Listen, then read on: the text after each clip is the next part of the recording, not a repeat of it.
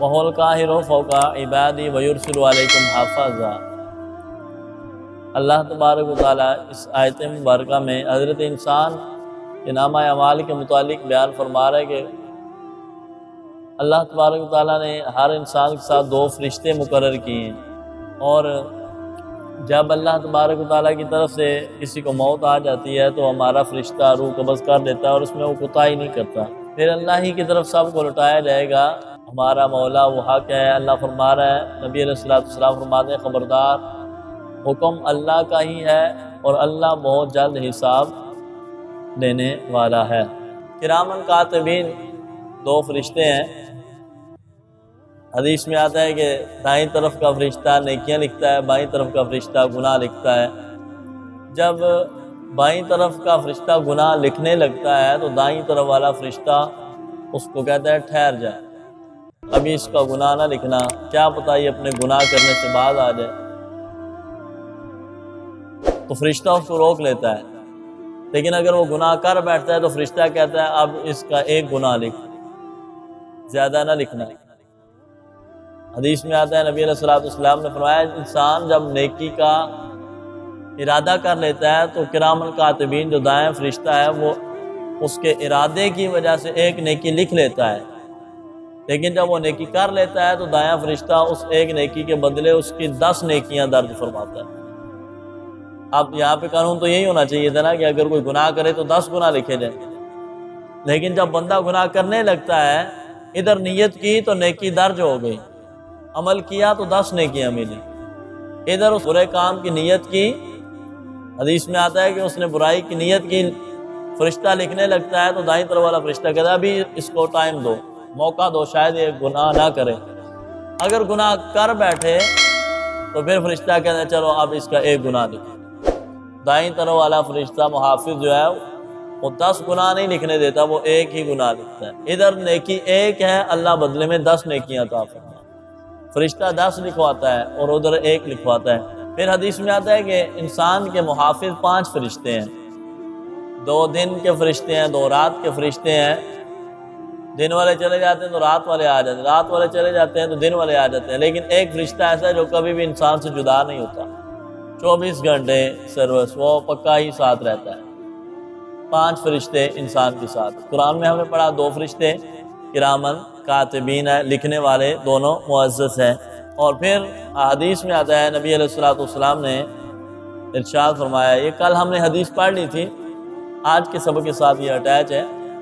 حضرت انس بن مالک رضی اللہ تعالیٰ عنہ ارشاد فرماتے ہیں انسان جب مر جاتا ہے تو اس کے جو کرامن کاتبین فرشتے ہیں وہ آسمان کی طرف جاتے ہیں، تو عرض کرتے ہیں اللہ اب اگر تیری اجازت ہو تو ہم آسمان کی طرف آ جائیں۔ رب فرماتا ہے میرے آسمان میں تو جگہ ہی نہیں، میرے فرشتے اتنے ہیں کہ میری تسبیح بیان کرنے والے، جگہ ہی نہیں تمہاری، یا اللہ پھر ہم زمین کی طرف چلے جائیں۔ اللہ فرماتا ہے زمین میں بھی کوئی جگہ نہیں ہے جہاں پہ میرا فرشتہ نہ ہو، یا اللہ پھر ہم کدھر جائیں؟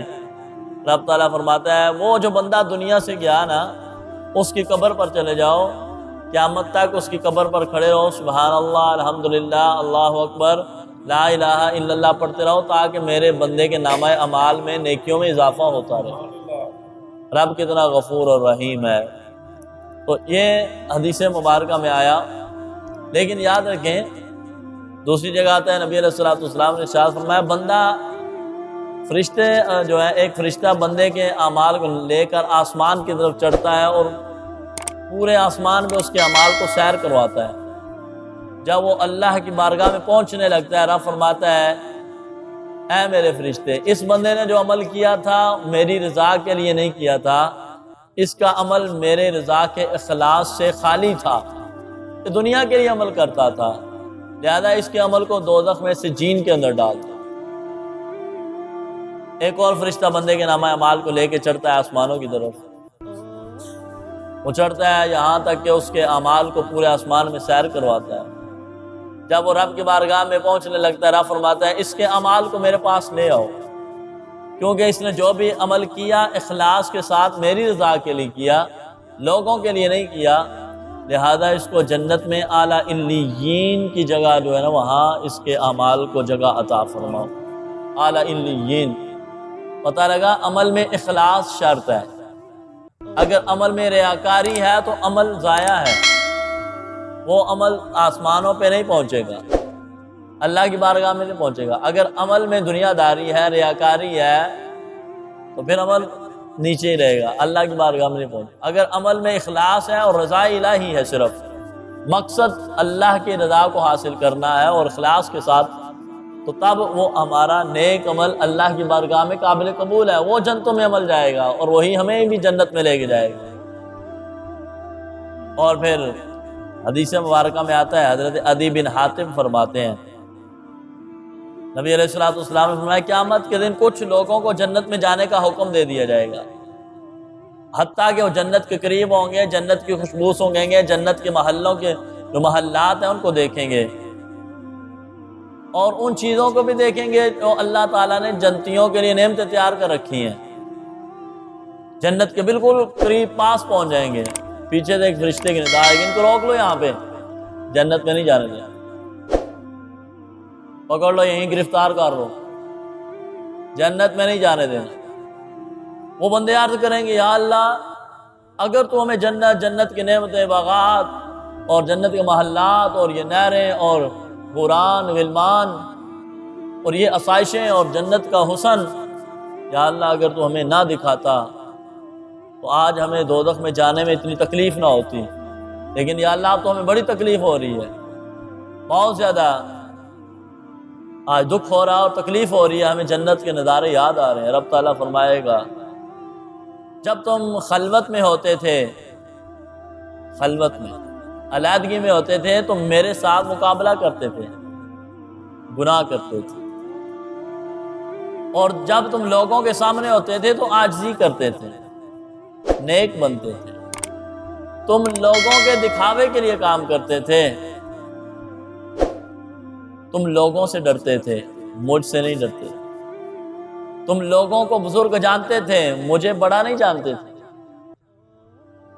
رب تعالیٰ کیا فرما رہا ہے؟ حدیث ہے، حضور فرماتے ہیں، اللہ تعالیٰ فرمائے گا تم لوگوں کو بڑا جانتے رہے، رب کو تو تم نے بڑا جانا ہی نہیں، لہذا آج میں تمہیں ایسا عذاب چکاؤں گا کہ ساری زندگی سے پہلے لوگوں کو ایسا عذاب نہیں ملا۔ یہ دو چہرے ہیں، ان کو ذو الوجہین کہا گیا حدیث میں، منافق جس کے پاس جائے واہ واہ واہ واہ سبحان اللہ، آپ کیسے ہیں، آپ کی شان ہی الگ ہے، آپ جیسا تو ہمیں کوئی بندہ ہی نہیں ملا آج تک۔ اور جب علیحدہ ہوتے ہیں تو اس کے بارے میں غیبت، چغلی۔ اللہ نے ہمیں بہت نیک حکمران عطا فرما دیا، ایسا تو مل ہی نہیں سکتا،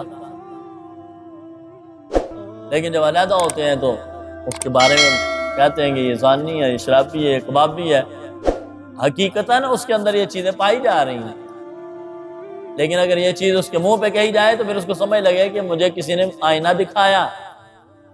لیکن ایسا نہیں ہوتا معاشرے میں، کہتے ہیں نہیں، ہمارے ہاں ایک جملہ بولا جاتا ہے، ہر پاسا رکھنا پیندا ہے،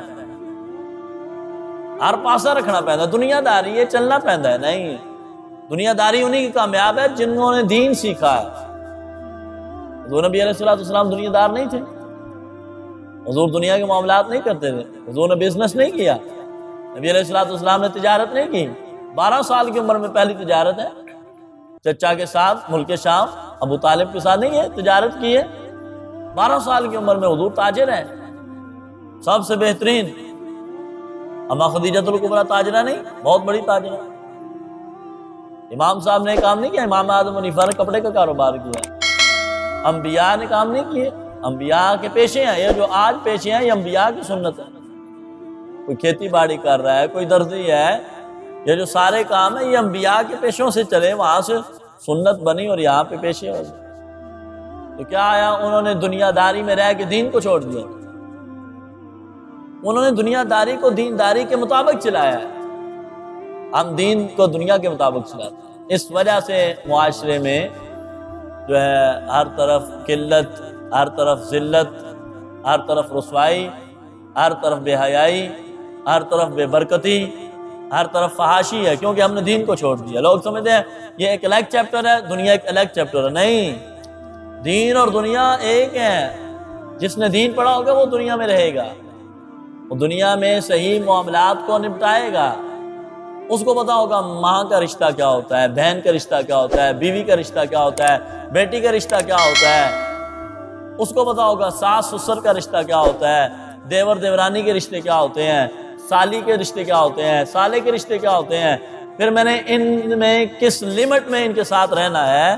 جب دین سیکھا ہوگا تو دنیا داری سمجھ آئے گی۔ جس نے دین نہیں سیکھا وہ تو ایسے بولا جاتا ہے کہ جاہلانہ ٹی وی اور ڈراموں کے اندر اور ایک جملہ بولا جاتا ہے سالی آدھی گھر والی، یہ ایک بکواس کیا جاتا ہے، یہ ایک غلط جملہ بولا جاتا ہے۔ بھائی وہ خاوند تو ہے ہی، اس کی بیوی ہے، لیکن جو سالی ہے وہ بھی آدھی بیوی ہے اس کی، یہ تو ظلم ہے اور یہ کفر کیا ہے۔ یعنی کہ دیکھیں آپ کتنے اللہ کی نافرمانی میں لفظ بولے جاتے ہیں۔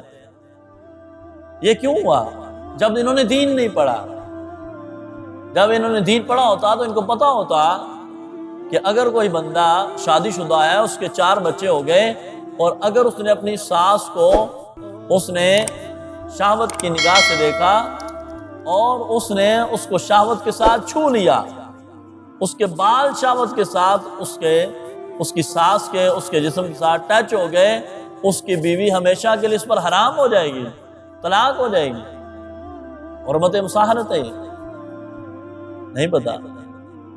اور لوگ ایسے ہی لے کے پھر رہے ہوتے ہیں بیوی کو بھی اور ساس کو بھی، وہ بھی ساس بھی جوان بیوی بھی جوان، اور وہ داماد لے کے پھر رہا ہوتا ہے اور موٹر سائیکل پہ بیٹھے ہوئے ہیں۔ کتنے مسئلے ہمارے سامنے آئے۔ مہاجر آباد کے ایک دوست تھے ہمارے، ان کے ساتھ ایسا معاملہ پیش آیا، ان کو پتہ نہیں تھا، اور کہا جی اس طرح ہو گیا میرے ساتھ، اب بتائیں میری تو شادی بھی ہو چکی ہے، شریعت کہتی ہے اسی وقت جدائی ہے اس کی، اور پھر ہمیشہ کے لیے وہ بیوی اس پر حرام ہے، دوبارہ حلال نہیں ہے۔ ہم نے رشتوں کو اکٹھا کر دیا ہے، ہم نے رشتوں کو ان کی جگہ پہ رکھ کے نہیں استعمال کیا۔ کب استعمال کرتے؟ جب ہم دین پڑھتے ہیں۔ دین تو ہم نے پڑھا ہی نہیں۔ یہ دین بتاتا ہے، حضور نے فرمایا دیور تو سانپ ہے، حضور نے فرمایا دیور سانپ ہے بھائی، اپنی بیوی بھائی ہے حالانکہ میرا، حضور نے فرمایا دیور سانپ ہے تمہاری بیوی کے لیے، اس سے پردہ کراؤ، اس کے ساتھ اس کی گپ فری نہیں ہونی چاہیے، اس کے ساتھ اتنا فری نہ ہو جائے کہ معاملات ختم ہو جائے۔ ہاں بھائی رہے، اس کا سلام دعا شریعت کہتی ہے ٹھیک ہے، بس ایک لیمٹ ہے، لیکن اگر آپ بالکل ہی فری ہینڈ کر دیں گے تو معاملات ختم۔ حضور فرما گئے دیور صاحب، اور ہمارے ہاں بالکل ان معاملات کو دیکھا ہی نہیں جاتا، بالکل نہیں دیکھا جاتا۔ خاوند کو چاہیے وہ اپنی بیوی کے ہر معاملات کو پورا کرے، تیسرے چوتھے بندے کی ذمہ داری نہیں ہے، اس کے ساتھ اس کا نکاح ہوا ہے، وہ اس کو شاپنگ کروائے، وہ اس کو ہر چیز لے کے دے، تیسرا چوتھا بندہ نہیں جانا چاہیے، اگرچہ میرا بھائی کیوں نہ ہو، میرا بھائی ہے، اس کی بیوی نہیں، وہ میری بیوی ہے۔ شریعت نے مجھ پر کہا کہ اس کی ساری چیزوں کا پورا کرنا خاوند کی ذمہ داری ہے، بھائی کی ذمہ داری نہیں۔ اس کی جب بیوی ہوگی تو اس کے معاملات میرے ذمہ نہیں ہیں، اس کے معاملات اس کے ذمہ ہیں، میرے حق ہے میں اس کے ہر چیز کو پورا کروں جو شریعت نے کہا ہے۔ تو ہمارے یہاں ایسا نہیں ہوتا۔ وجہ کیا ہوتی ہے نہ ہونے کی؟ دین نہیں پڑھا ہوتا۔ دین پڑھا ہو تو پھر بندہ رشتوں کو ان کے حد میں رکھ کر استعمال کرتا ہے۔ سلام لینے میں کوئی گناہ ہی نہیں ہے۔ شادی بیاہ میں اب تو بڑا وہ کیا کہتے ہیں اپر مائنڈ سسٹم ہو گیا، لڑکے لڑکیاں گلے لگ رہے ہوتے ہیں شادیوں پہ۔ اب تو سلام لینے میں غیر محرم کے چاچے کی بیٹی، مامے کی بیٹی، تائی کی بیٹی، بیٹا کوئی بھی ہے، سلام لینے میں مسئلہ ہی کوئی نہیں، سلام لینے کوئی بات نہیں۔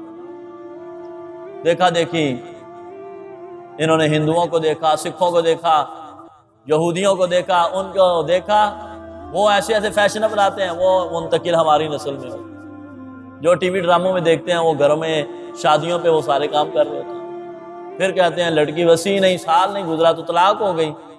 بھئی آپ نے بنیاد کس طرح رکھی ہے مکان کی؟ آپ نے بنیاد میں ہی اللہ کو ناراض کر دیا ہے تو وہ مکان کیسے چڑھے گا؟ آپ نے تو بنیاد میں اللہ کو ناراض کر دیا۔ بنیاد نکاح تھی، نکاح کر گئی، ساتھ بھی حیائی کا ایک دم فل ڈیک لگ گئے ہیں، سارا کچھ ہو گیا، سارے معاملات ہو گئے۔ لڑکا لڑکی کو دلہن کو لے کے اوپر چل رہا ہے، بھائی کیا ڈیزائن ہے، مووی والا آ رہا ہے، نہیں نہیں ایسے پوز کرو، ایسے پوز کرو، ایسے پوز کرو. ہر بندے سے پردہ ہے، مووی والے سے پردہ کوئی نہیں. ہم نے دیکھا عجیب حالت ہے، وہ والدین بڑے بڑے سفید پوش. آپ وہاں بیٹا جاؤ نا، وہاں پہ جا کے وہاں فوٹو سیشن ہو رہا ہے، وہاں پہ جاؤ، ایسے کرو، ایسے کرو، یہ پوز بناؤ، یہ پوز بناؤ، ایسے کرو. ماں باپ خوش ہوتے ہیں. یہ کیا طریقہ ہے؟ اسلام نے اس کی اجازت دی ہے کہ سب سے پردہ ہے بھائی، مووی والے سے کوئی پردہ نہیں. یہ کیا ہے؟ یہ تو ہم نے خود ڈالا. وہ ایسے دیکھا ہو جاتے ہیں، وہ مولوی صاحب آگے، مولوی صاحب آگے، پردہ ڈالا، پردہ. بہت اچھی بات ہے، ہمیں خوشی ہے. مولوی صاحب کے پردہ چکو چکو، مووی والا آ گیا بھائی، فوٹو کھینچنے اس نے. وہ پھر ایسے کہتا ہے ایسے کریں نا، ایسے کریں، ایسے کریں. بھائی یہ کیا ہے؟ وہ کوئی اللہ کا ولی ہے؟ معاذ اللہ، وہ کوئی غوث اعظم کی اولاد ہے؟ بے حیائی فحاشی نوجوان لڑکے کیمرے اٹھا کے داخل ہو گئے گھروں میں. یہ کیا طریقہ ہے؟ اسلام نے اس کی اجازت دی ہے؟ اسلام نے نہیں اجازت دی. ہم نے خود بہت سارے معاملات ایسے بنا لیے ہیں جو بالکل شرع اجازت نہیں دیتی. آپ کو فوٹو سیشن کرنا ہے تو اپنے فیملی کا بھائی کو کھڑا کر دیں، موبائل میں کھینچ. اچھا کیمرہ چلاتے ہو تو اپنے فیملی کا بھائی لے لیں، اپنا بھائی کوئی ہو آپ کا، وہ آپ کی فیملی کی ویڈیو بنا لیں. آپ کے وہ جو وائف ہے، وہ جو بھی ہے، وہ اس کے وہ فوٹو کھینچ لے طریقے سے آپ کے ساتھ. لیکن غیر محرم کو ایسے آپ کھڑے کر کے سارے معاملات اس طرح کیے جا رہے ہیں. اور پھر بے حیائی فحاشی. میں یہ ڈی ایچ اے کی سائٹ پہ مجھے ایک دوست ہیں ہمارے، انہوں نے کہا جی آپ نے وہاں پہ نا جی شادی حال میں پہنچنا ہے، سردیاں تھیں پچھلے سال، وہاں پہ آپ نے نکاح پڑھانا ہے. میں وہاں پہ چلا گیا. وہ پہلا نکاح تھا میری زندگی کا، وہ عجیب نکاح.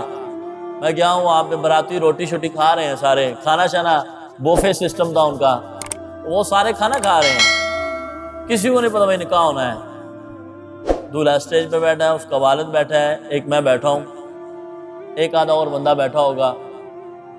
تو نکاح شروع ہے، کسی کو نہیں پتا، سارے اپنا اپنا کھانا کھا رہے ہیں. ہمارے یہاں سادے لوگ، پرانے جو لوگ ہیں، ابھی ان میں یہ ادب ہے کہ روٹی جب نکاح ہوگا تو پھر کھلے گی، پہلے نہیں کھلے گی. ایک طریقہ ہوتا ہے کہ نکاح کی رسم اچھے طریقے سے ہو جائے، ہم ویٹ کر رہے ہیں، دعا کریں گے، پھر کھانا کھلے گا، سارے یکساں کھائیں گے. وہ میں نے دیکھ کے شادی پریشان ہو، سارے کھانا کھا رہے ہیں.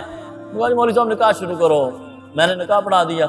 تو اس کا والد کہنے لگا اصل میں یہ فارمیلٹی ہے، ویسے تو کوئی ضرورت نہیں.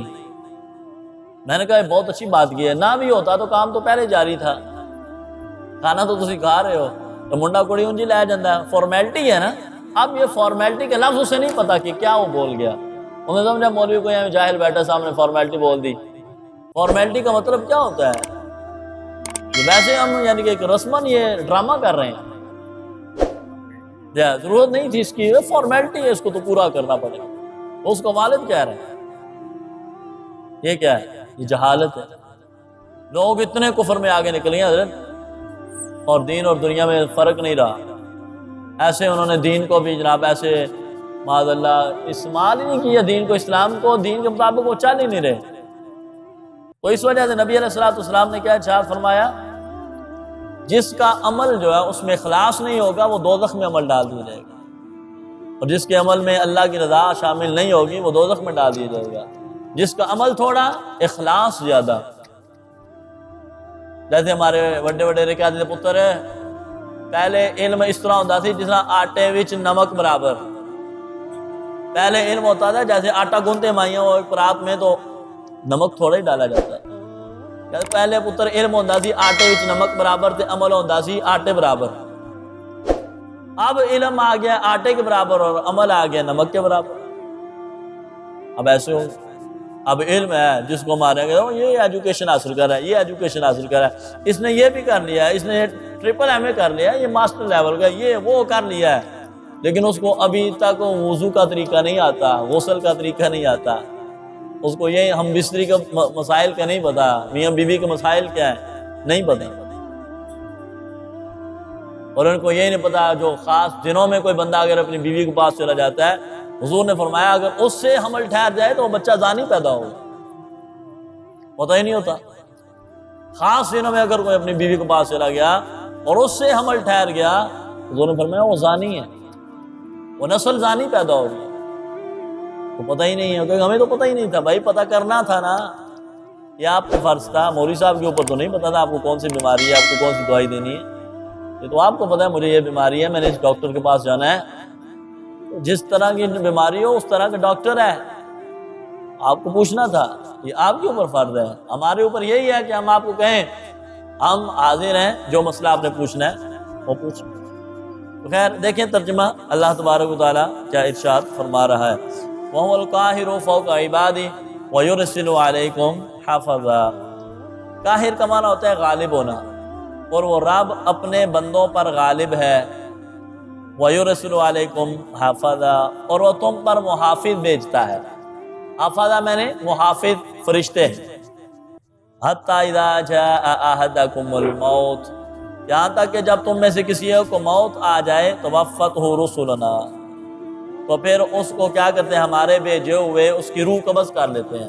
توفت کا معنی ہوتا ہے فوت ہونا، یا اس کا معنی روح قبض کر لینا۔ کون؟ رسلنا، جو ہمارا بھیجا ہوتا ہے، فرشتہ جو ہمارا بھیجا ہوتا ہے وہ کیا کر لیتا ہے، روح کو، وَهُمْ لَا يُفَرِّطُونَ، اور وہ اس میں کوتاہی نہیں کرتے، اور وہ اس میں کوتاہی نہیں کرتے۔ ثُمَّ رُدُّوا إِلَى اللَّهِ، ہاں یاد رکھو پھر وہ اللہ ہی کی طرف لوٹائے جائیں گے، مولاہ الحق، جو ان کا مولا حق ہے وہی ان کا مولا حق ہے۔